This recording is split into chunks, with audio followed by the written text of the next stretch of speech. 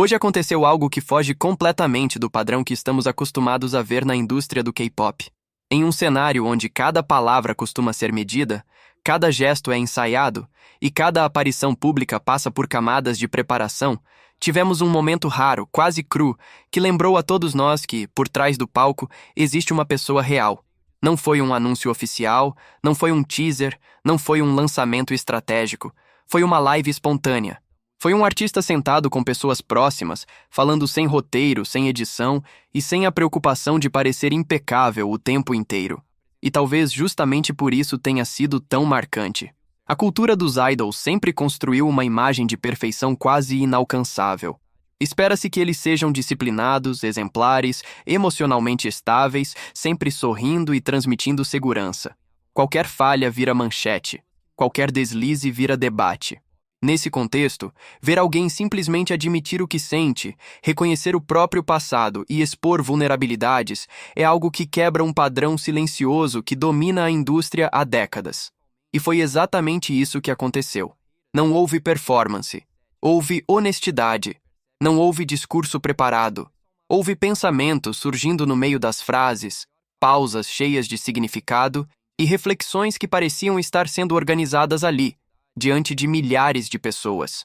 Quando um artista decide falar sem filtros, o impacto é diferente. A energia muda. O público percebe que não está consumindo um produto, mas compartilhando um momento. E essa diferença é enorme, porque não se trata apenas de entretenimento. Trata-se de conexão. Trata-se de alguém que passou anos sendo visto como símbolo de excelência artística, mostrando que também sente pressão, cansaço e dúvidas. Isso aproxima. Isso humaniza. Isso desmonta aquela ideia de que sucesso elimina conflitos internos. Foi uma noite em que a imagem impecável deu lugar à autenticidade. Uma noite em que frases incompletas disseram mais do que discursos perfeitos. Uma noite que deixou claro que amadurecer sob os holofotes não significa deixar de ser humano. Pelo contrário, significa aprender a lidar com as próprias emoções enquanto o mundo observa. E talvez o mais importante, significa ter coragem de assumir que nem sempre se tem todas as respostas. Durante a transmissão, Jungkook apareceu relaxado, bebendo com o irmão mais velho e um amigo próximo com quem divide a casa. Ele parecia leve, confortável, mas também carregava uma emoção visível, como alguém que precisava colocar para fora pensamentos acumulados. Em determinado momento, falou abertamente sobre algo que raramente é tratado com naturalidade no meio idol: o fato de já ter fumado.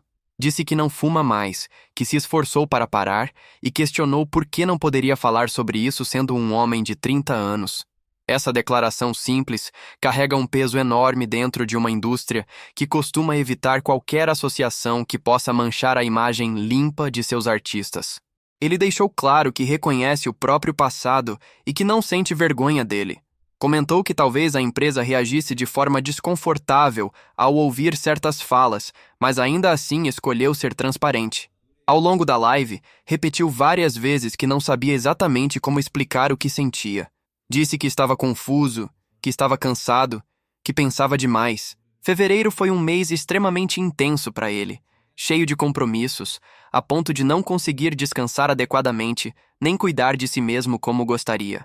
Março, segundo ele, será ainda mais ocupado, pois algo grande está por vir. Entre reflexões e desabafos, surgiu uma frase que tocou profundamente quem assistia. Ele afirmou que, sem o ARMY, não consegue aproveitar plenamente cada momento. Explicou que seu desejo de cantar e dançar melhor não é motivado apenas por obrigação profissional, mas pela vontade de entregar o melhor a quem o acompanha. Questionou o próprio esforço ao imaginar a ausência de alguém para receber aquilo que ele oferece. Não soou como um slogan ensaiado, mas como um artista tentando entender o próprio propósito. Em certo ponto, demonstrou preocupação com o que havia dito e mencionou a possibilidade de apagar a live. Disse que talvez tivesse falado demais por estar frustrado, lembrando a todos que é humano. Ainda assim, fez questão de proteger a empresa, afirmando que não era culpa dela e pedindo para que ninguém direcionasse ódio.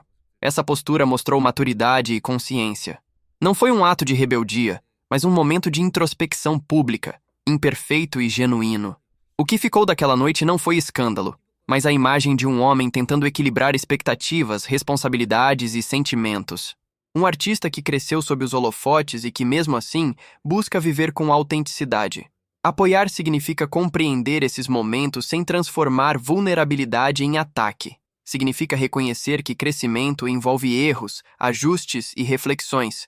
E, acima de tudo, significa lembrar que antes do ídolo existe a pessoa. Ele não estava polido, não estava filtrado, não estava seguindo roteiro. Ele estava sendo apenas humano. Ele abriu a live enquanto bebia com o irmão mais velho e um amigo próximo com quem mora.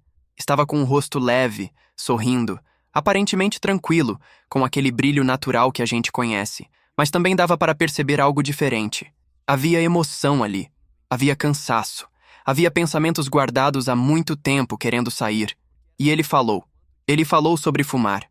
Sim, algo que a indústria costuma tratar como tabu absoluto. Ele disse com todas as letras: "Eu não fumo agora, mas eu fumava antes. Eu trabalhei duro para parar. Por que eu não posso falar sobre isso? Por que eu não posso falar? Eu tenho 30 anos." Essa frase, por si só, já quebra uma barreira enorme dentro do K-pop. Idols são ensinados a serem impecáveis, perfeitos, intocáveis, quase irreais. Mas ali estava Jungkook dizendo, basicamente, eu sou um homem adulto. Eu tenho passado. Eu cometi erros. Eu cresci. E eu não tenho vergonha disso. Ele até mencionou que se falasse demais sobre certas coisas, a empresa poderia reagir com um aquele silêncio desconfortável. Mesmo assim, ele escolheu falar. E a live ficou ainda mais profunda. Ele disse que tudo o que fala quando está bêbado ainda é ele. Ainda é sua personalidade. Ainda são seus pensamentos reais. E foi isso que tornou aquele momento tão diferente. Não era marketing, não era promoção, não era estratégia, era frustração, era sobrecarga, era sinceridade. Ele repetia várias vezes: eu não sei sobre a empresa, eu não sei como explicar, eu não sei o que estou dizendo. Mas às vezes, eu não sei significa outra coisa. Significa, estou sobrecarregado, estou pensando demais, estou cansado. Ele compartilhou que fevereiro foi extremamente intenso. Compromissos atrás de compromissos.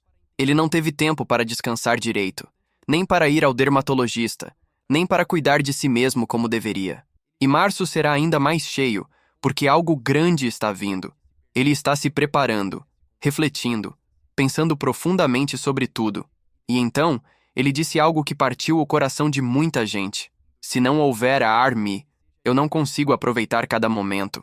Ele explicou que não canta melhor pela família, não canta melhor pelos membros, não canta melhor por qualquer outra pessoa. Ele quer cantar e dançar melhor por um motivo. ARMY, nós. Ele disse que, se não houver alguém para aceitar, para receber, para sentir junto, então por que ele se esforçaria tanto? Isso não foi discurso ensaiado de idol. Foi um artista questionando o próprio propósito. Em determinado momento, ele até disse que talvez deletasse a live. Parecia preocupado, como se estivesse arrependido, como se tivesse falado demais. Deve já ter sido postado no YouTube. Eu não deveria ter feito essa live.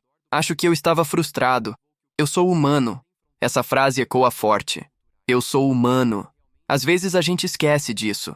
Esquece que por trás do palco, das luzes, dos recordes, dos prêmios, existe uma pessoa de verdade.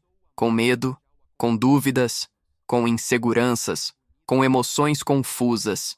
Ele também fez questão de esclarecer algo importante.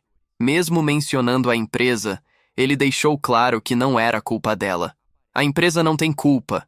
Eles são neutros. Não odeiem a empresa. A empresa é realmente boa. Mesmo em meio à frustração, ele protegeu quem trabalha com ele. Isso não foi rebeldia, não foi ataque, não foi escândalo. Foi um homem de 30 anos tentando entender os próprios sentimentos em tempo real. Bagunçado, honesto, sem filtro. E talvez seja exatamente por isso que a gente ama tanto o BTS. Porque desde o início, o BTS nunca quis ser apenas uma imagem perfeita.